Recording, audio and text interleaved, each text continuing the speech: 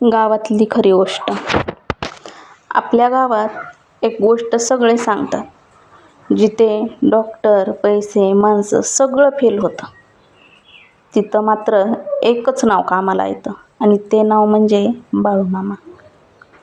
आज जी गोष्ट सांगणार आहे ना, ते ऐकून अंगावर काटा येईल आणि विश्वास अजून पक्का होईल. आपल्यासारखंच एक छोटंसं गाव होतं. त्या गावात गणू नावाचा शेतकरी राहत होता.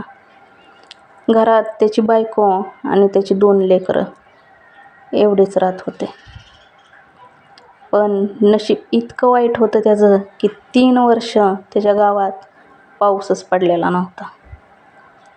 सगळी शेती पडून होती. शेत कोरडं झालेलं, त्याच्यावर कर्ज वाढत चाललेलं आणि घरात भाकरीसाठी सुद्धा पैसे नव्हते. एक दिवस गणू पूर्णपणे तुटला. रात्री उशिरा उठला आणि थेट बाळूमामांच्या मंदिरात गेला. त्याच्या डोळ्यात पाणी होतं, आवाज थरथरत होता. तो म्हणाला, "मामा, आता माझ्याकडे काहीच उरलं नाही. तुम्हीच काहीतरी करा." आणि तो तसाच तिथं झोपून गेला. रात्री त्याला स्वप्न पडलं. एक आवाज आला, "घाबरू नको, उद्या शेतात जा."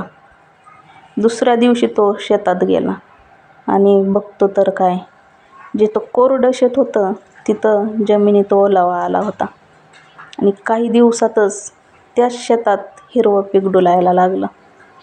गणूच्या डोळ्यात अश्रू आले. तो म्हणाला, "मामा, तुम्ही खरंच आहात." आपण शहरातले लोक मोठमोठ्या गोष्टी करतो, पण गावात अजूनही एक गोष्ट खरी आहे. विश्वास असेल तर दगडातही देव दिसतो. बाळूमामा म्हणतात, "तुम्ही प्रामाणिक राहा, बाकी मी पाहतो." ही फक्त गोष्ट नाही, हा अनुभव आहे हजारो लोकांचा. काही लोक म्हणतात देव नाही आणि हे सगळं अंधश्रद्धा आहे. पण जेव्हा स्वतःवर संकट येतं तेव्हा सगळे देव आठवतात. बाळूमामाचा चमत्कार दाखवतात का? नाही, ते फक्त आपल्याला योग्य वेळ देतात आणि आपल्याला उभं राहायला ताकद देतात.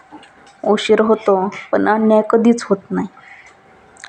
जर तुमच्याही आयुष्यात कधी अडचण आली असेल आणि तुम्ही बाळूमामांचं नाव घेतलं असेल तर हा व्हिडिओ शेअर करा.